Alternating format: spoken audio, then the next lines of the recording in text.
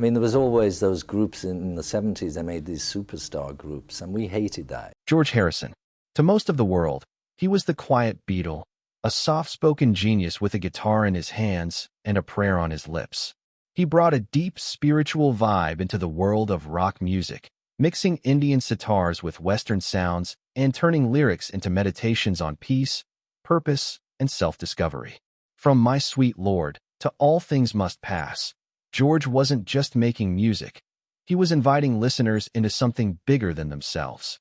He earned respect for being different, for not chasing the spotlight, for staying true to his beliefs even when the music world moved in another direction. But that doesn't mean everyone liked him. Behind the scenes, George's strong opinions, sharp tongue, and serious attitude rubbed more than a few musicians the wrong way.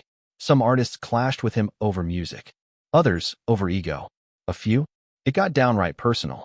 Today, we're diving into 6 major musicians who reportedly couldn't stand George Harrison, and the surprising stories behind those feuds.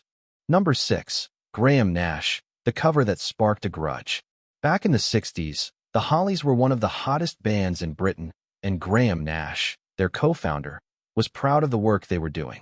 So when they decided to cover George Harrison's If I Needed Someone, Nash thought they were honoring a great songwriter. But George didn't see it that way. After hearing their version, Harrison dismissed it with a sneer, saying the Hollies had ruined the song and sounded like session musicians. That hit Nash like a slap in the face. To him, it wasn't just criticism, it was arrogance. In his memoir Wild Tales, Nash fired back, saying George acted like he owned the song, like no one else had the right to interpret it. And he didn't stop there. He pointed out that the Beatles had made careers out of covering other artists' songs. So why was George suddenly gatekeeping? I should have reminded him of their own mediocre version of Devil in Her Heart, Nash wrote. Not only were his comments hurtful, but I was still seething 2 weeks later. What really stung was how casually George had dismissed a fellow band. Nash accused him of using his status as a Beatle to punch down, criticizing smaller acts while still cashing in on the royalties. We were tired of every little thing the Beatles said being treated like gospel, he admitted. It wasn't just disappointing. It was insulting. And just like that, a tribute turned into a feud, and a friendship never formed. Number 5. John Lennon, From Brothers to Bitterness. At the start, George Harrison and John Lennon were more than bandmates. They were like brothers, sharing guitars, inside jokes, and long conversations about life, fame, and meaning. But as the Beatles evolved, so did their dynamic. George looked up to John, even considered him a kind of mentor in the early days. But over time, that closeness turned into something more complicated: resentment, rivalry, and regret. Lennon wasn't one to hold back. And when the comparisons between his solo work and George's started showing up in the press, it lit a fuse. John was tired of being stacked against his old bandmate, especially when the comparisons painted George's spiritual style as more enlightened or deep. Why should I be compared with George? Lennon snapped in an interview. He believes in that Hindu stuff. I don't. I write about how religion can be a sham. It's not the same. And then came the biggest wound of all. George published his memoir, I'm.Behind, and barely mentioned John at all. Lennon was hurt. My influence on his life is absolutely zilch, apparently, he said bitterly.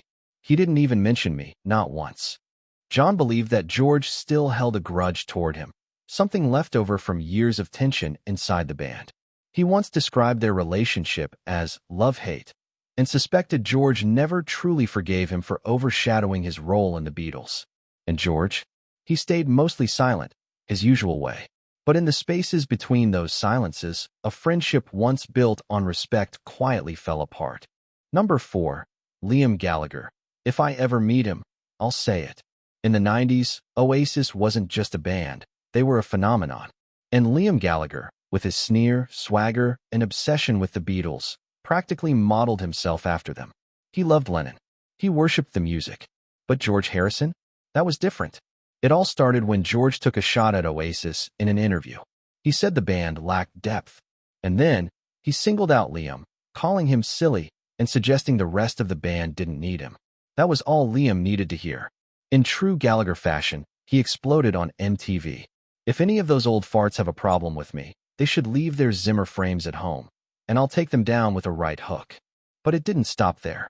Liam added a now infamous insult, saying, "I still love George Harrison as a songwriter in the Beatles, but as a person, I think he's a nipple. And if I ever meet him, I'll tell him. And if you're watching, nipple."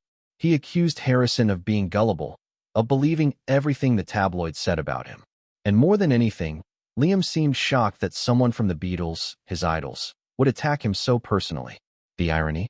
Despite the insult, Liam still admitted he admired George's music. But when it came to the man himself, the respect stopped cold. This feud wasn't about generations. It was about pride, ego, and two frontmen who never learned how to back down. Number 3. Pete Townshend. He didn't walk the talk. They were both British rock legends. Both experimented with Eastern spirituality. Both known for their deep lyrics and musical ambition. But George Harrison didn't buy what Pete Townshend was selling. Despite their similarities on paper, George saw something in Pete he didn't trust. In an interview with India Today, Harrison didn't hold back. "Every time I've seen that guy, he's been so stoned and talking such a lot of nonsense that I don't think he means any of the religious stuff he spouts." That wasn't just a dig. It was a direct challenge to Pete's integrity. To George, spiritual beliefs weren't fashion statements.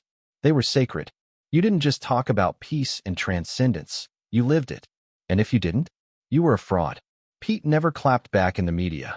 But those close to him knew the sting of George's words lingered. They had walked in the same circles, meditated with the same gurus. But George had made up his mind. Townshend was pretending. This wasn't a guitar rivalry. It was something deeper. A question of who truly believed in what they were preaching, and who was just playing dress-up with incense and sitars. Number 2. U2, Bono. Will anyone remember them? By the late 80s, U2 were everywhere. Massive tours, global activism, chart-topping anthems. Bono had become the face of socially conscious rock, and millions saw him as a new kind of musical prophet. George Harrison? He wasn't impressed. When asked about U2, George gave a smirk and fired off a quote that echoed through the industry. Will anyone remember U2 in 30 years? I doubt it. That wasn't just a critique. It was a dismissal of everything the band stood for. George saw Bono's persona as calculated. The speeches, the sunglasses, the globe-trotting politics. To George, it felt more like theater than truth. He had walked the path of spiritual music himself, without billboards, without photo ops. So when he saw Bono on magazine covers preaching love and salvation, he wasn't moved. He was skeptical. "It's about the ego, not the message," he reportedly told a friend. "They're chasing fame under the mask of purpose." Bono never fired back publicly. Maybe out of respect. Or maybe because it cut too close to home. Decades later, U2 is still filling stadiums. But so is George, through the quiet legacy he left behind. And whether you side with Bono or the Beatle, one thing's clear. George never cared about popularity. He cared about truth. Number 1. Neil Young. I hate it. I can't stand it. Two icons. Both spiritual. Both raw. Both known for following their own path. You'd think George Harrison and Neil Young would have seen eye to eye. But that couldn't be further from the truth. In a 1992 conversation with Bob Geldof, George let his true feelings fly. And they weren't subtle. "I'm not a Neil Young fan," he said. "I hate it. I can't stand it." What sparked such a harsh verdict? It all came down to one moment. George had watched Neil perform a guitar solo live on stage, sharing the spotlight with Eric Clapton. It should have been magic. But to George, it was a mess. He turned to Clapton mid-show and said, "What's going on?" It wasn't curiosity. It was confusion, and a bit of contempt. Where George valued structure, clarity, and melody, Neil leaned into chaos, grit, and emotion. To Neil's fans, that's what made him a genius. But to George, it sounded like a jam gone wrong. There was no tabloid drama, no war of words, just a cold, brutal opinion that stuck. Neil never commented on it. Maybe he never heard. Maybe he didn't care. But in George's eyes, some music didn't need to be argued over. It just wasn't worth listening to. So there you have it, 6 legendary musicians who clashed with George Harrison.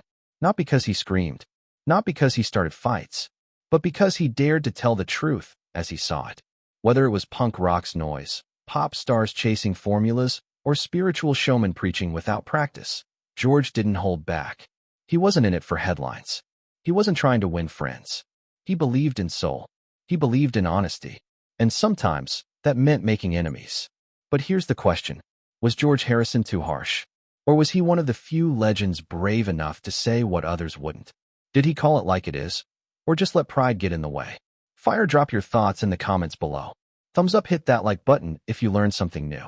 Bell and subscribe for more untold stories from music's rawest rivalries. Because behind every legend, there's a story someone didn't want told.